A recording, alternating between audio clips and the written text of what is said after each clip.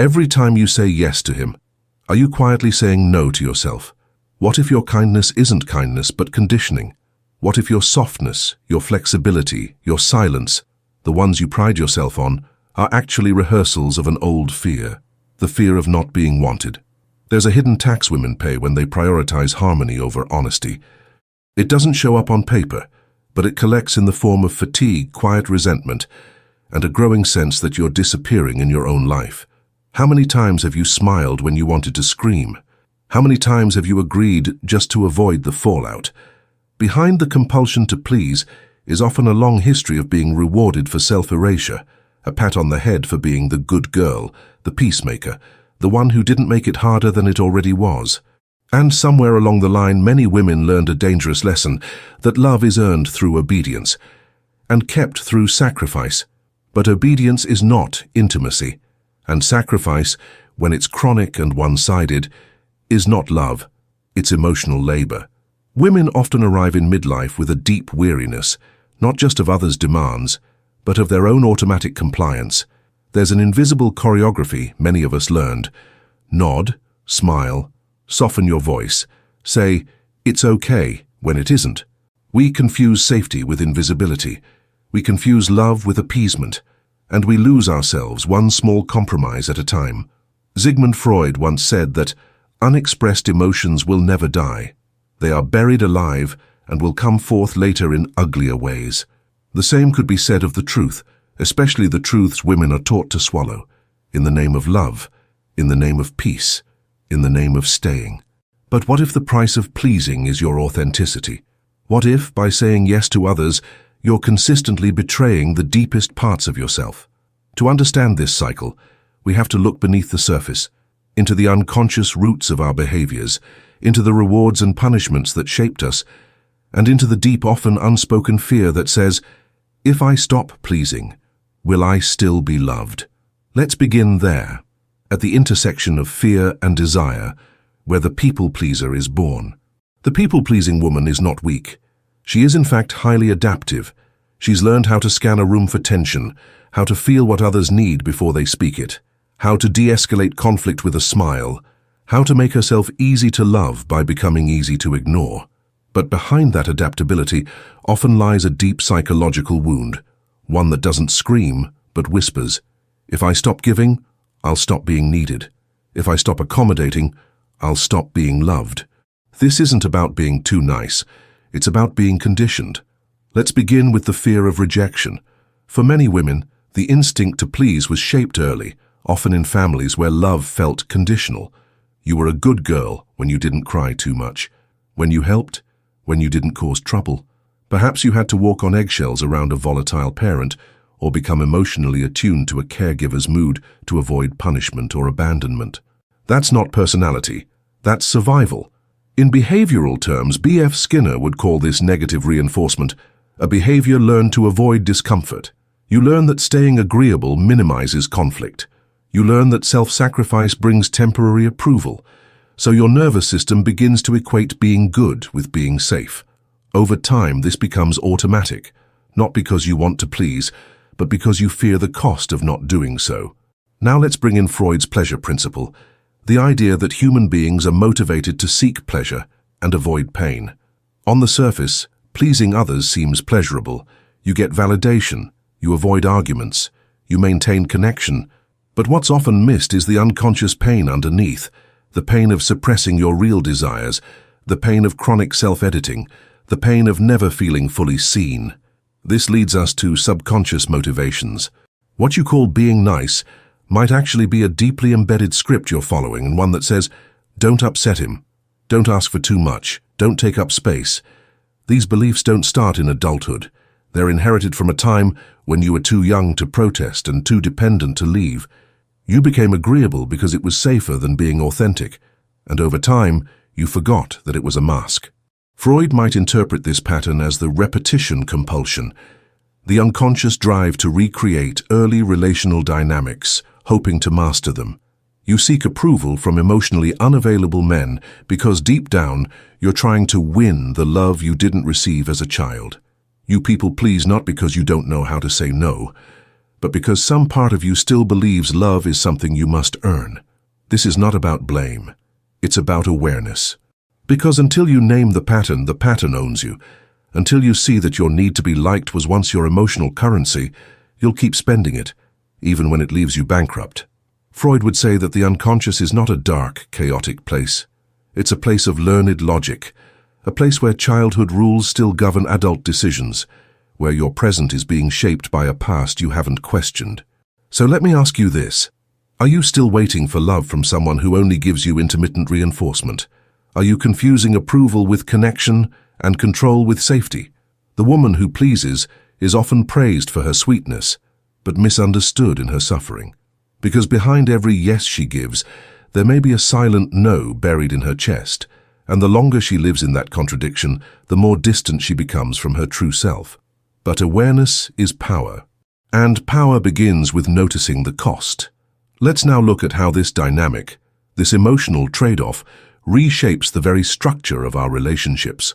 When a woman makes pleasing a habit, it doesn't just affect her, it reshapes the architecture of her relationships, quietly but profoundly.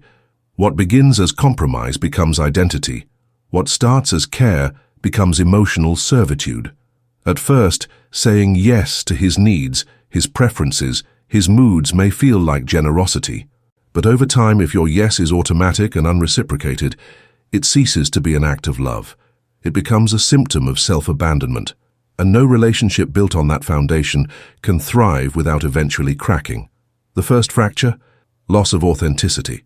You begin to dim parts of yourself that might cause discomfort.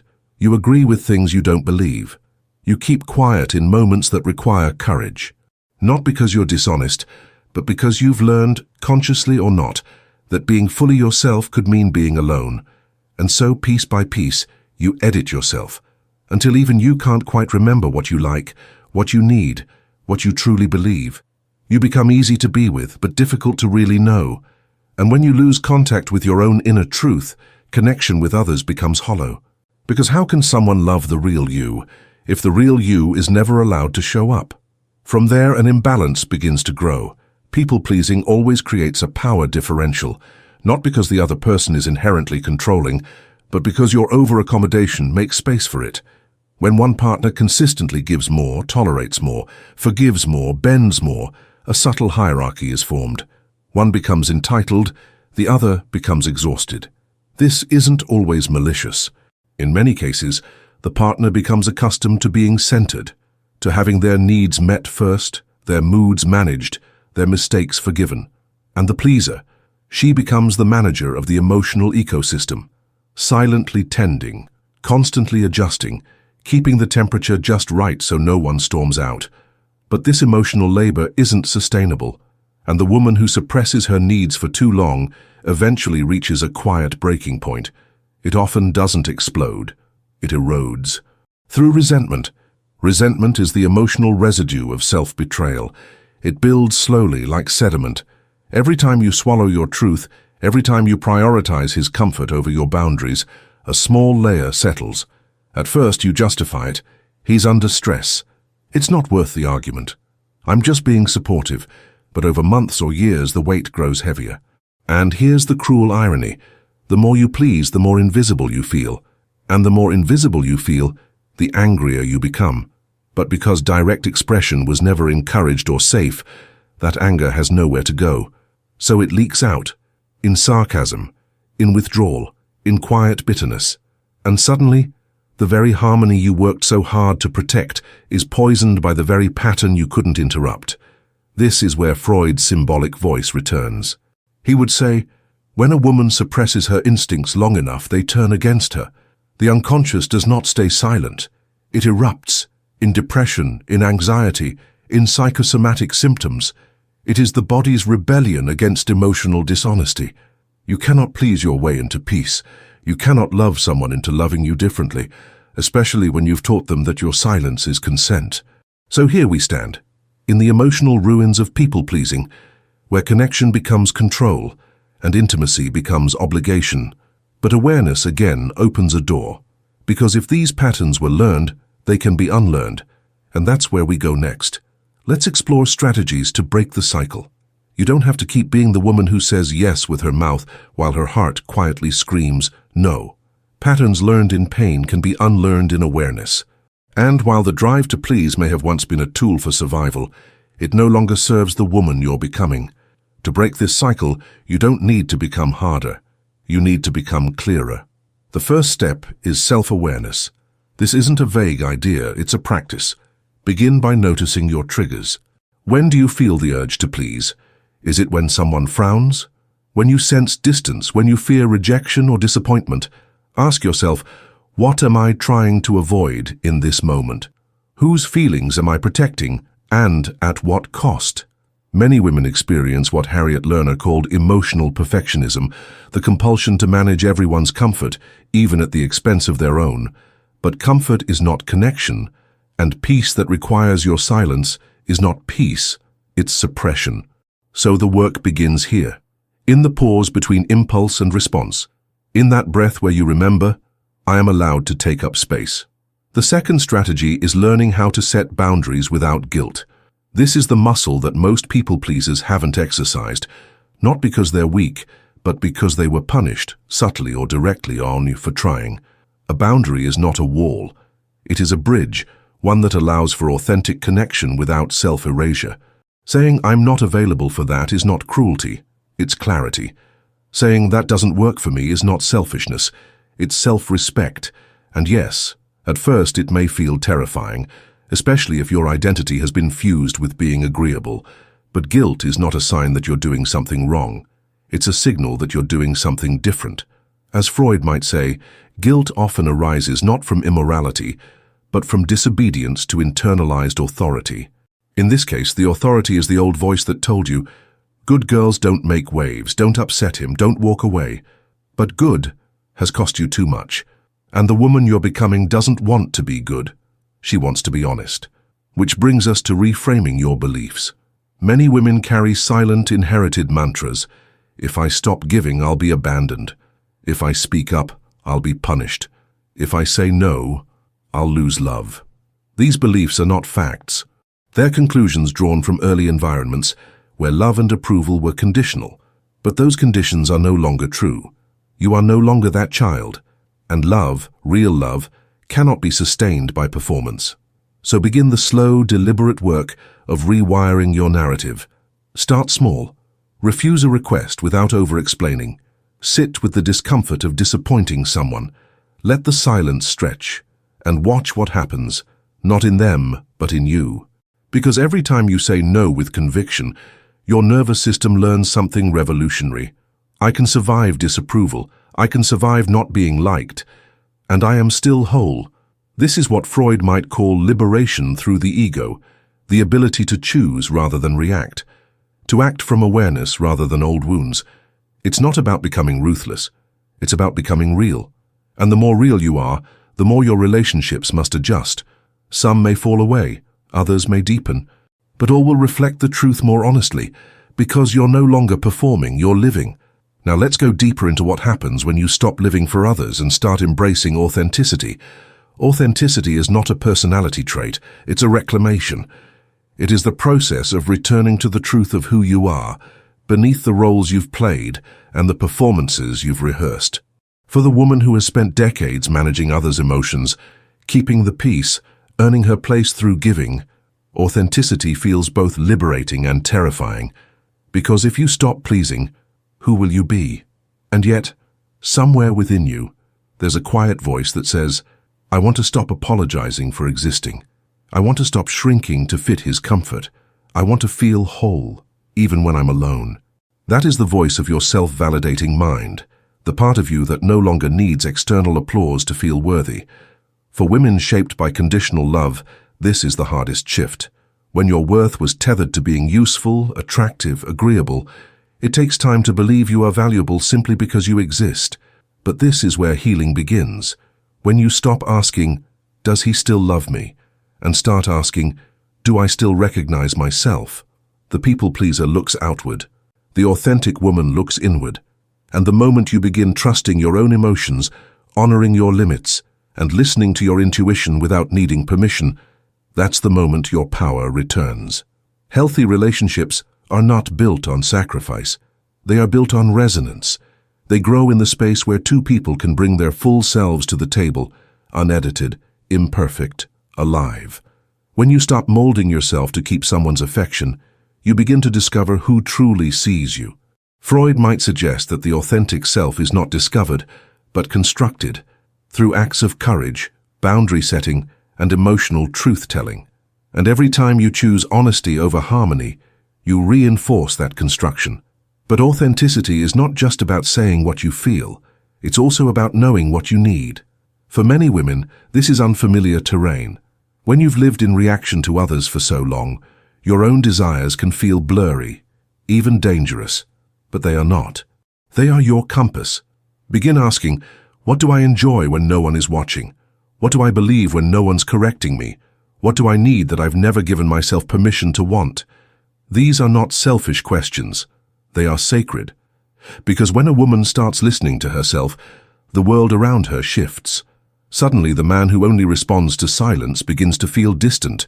The friends who demand your flexibility start to fade. The routines that once felt familiar now feel suffocating. This is the natural byproduct of growth. When you rise, not everyone will rise with you. But you are not here to stay small.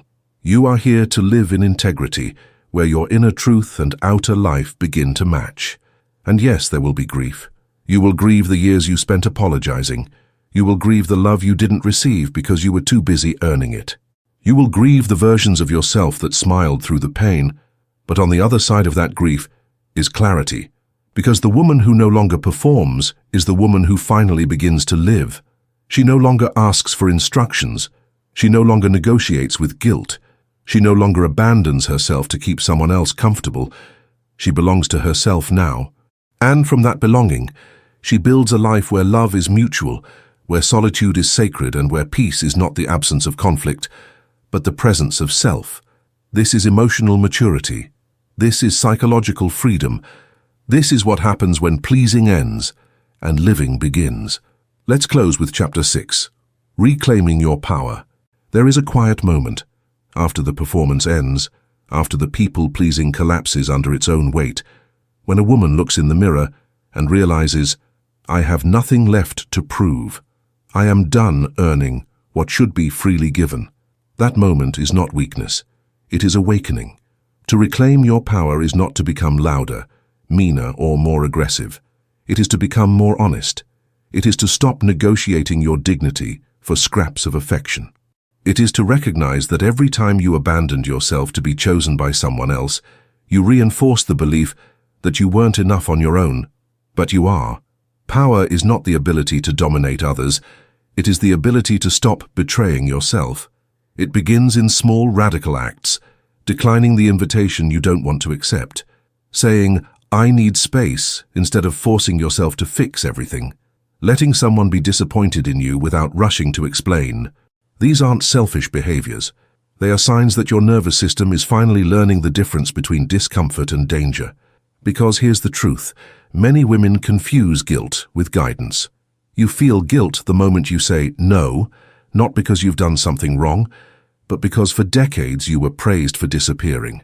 Reclaiming your power means rewriting the terms of your own value, not based on how accommodating you are, not based on how quiet you remain, but based on how aligned your actions are with your inner truth.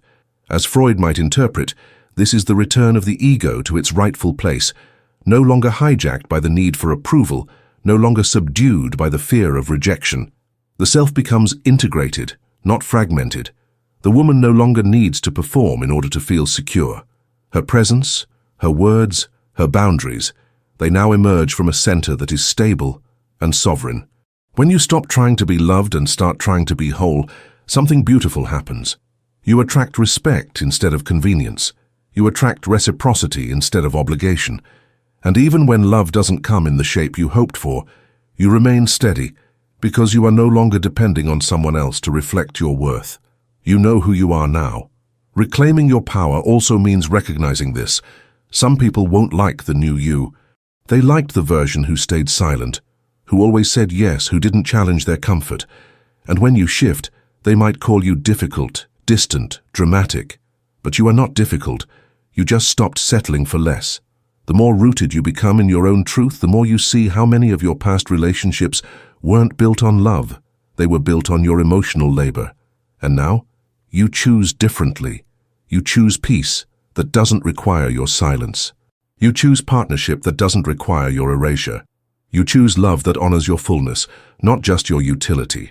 This is what it means to reclaim your power, not through control, but through clarity.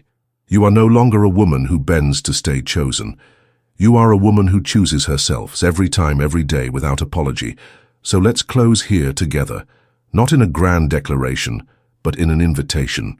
Have you found yourself constantly trying to please others? What steps have you taken, or are ready to take, to prioritize your own needs? Share your experience in the comments. Your voice might be the exact one another woman needs to hear today. And if this reflection resonated with you, I invite you to subscribe, not just for more insights, but to continue walking this path of emotional liberation with intention, clarity, and truth. Because silence is also a response, and sometimes your greatest healing. Power returns quietly, not with a scream, not with vengeance, but with the woman who wakes up one day and no longer feels the urge to explain herself. She no longer rushes to text back. She no longer says yes when her body tightens with dread. She simply stops abandoning herself. And in that silence, she hears something unfamiliar. Peace. That is how power begins to return. Because real power, not dominance, not control, not loudness, is the ability to remain loyal to yourself in a world that keeps asking you to betray your truth for approval. It's the strength to disappoint others without abandoning your boundaries. It's the discipline to walk away from roles you've overplayed and relationships you've overfed. You don't reclaim power by confronting everyone who took advantage of your kindness. You reclaim it by refusing to give it away any longer. The people-pleasing version of you wasn't fake. She was strategic. She adapted to survive in a world that rewarded her silence and punished her needs. But adaptation is not authenticity. And now that you're safe enough to tell the truth to yourself first, you're allowed to stop performing. So what does it look like to live from that reclaimed place? It looks like stillness, even when someone expects urgency. It looks like saying, I need to think about that, instead of rushing into another obligation. It looks like letting go of relationships where you were loved for your usefulness but ignored in your sadness. It looks like self-ownership, not as a performance but as a posture, a quiet knowing that your time, your energy, your care are precious, and they must be earned, not extracted. Freud might say, the liberated woman is not free because she feels no guilt. She is free because she acts in alignment with her truth despite guilt. The ego is no longer distorted by fear.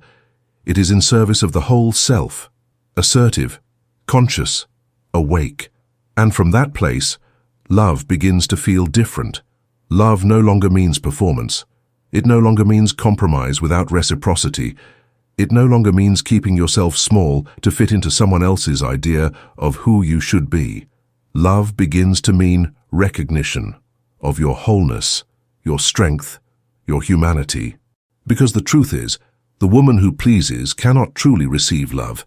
She receives gratitude, often comfort, sometimes convenience, but not love in its raw, sacred, mutual form. That kind of love only exists between two people who can show up in truth, and truth requires risk. But what is more dangerous, risking discomfort or living your whole life in quiet resentment? This is your turning point. No more managing his emotions while yours bleed out in silence. No more waiting for validation that only arrives when you disappear. No more teaching others that your yes means nothing because you never say no. You are not here to be palatable. You are not here to be perfect. You are here to be real. And when you start choosing yourself, without apology, without justification, the world around you rearranges. Not all at once, not without resistance, but steadily, surely, unshakably. And the woman you become on the other side of that decision, she is clear, she is conscious, she is complete. So I leave you with this question, not just as reflection, but as an invitation. Have you found yourself constantly trying to please others? And if so, what would it look like to stop? Not gradually, not when it's safe, but now. Let that question sit with you. Let it provoke you. Let it wake up something ancient and sovereign in your bones. And when you're ready, I invite you to share your truth in the comments, because your story, your voice, your clarity, they matter. They create ripples.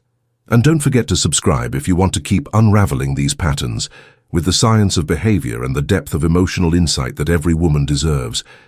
You are not difficult. You just stopped settling for less. And silence, when chosen, is not rejection. It's healing.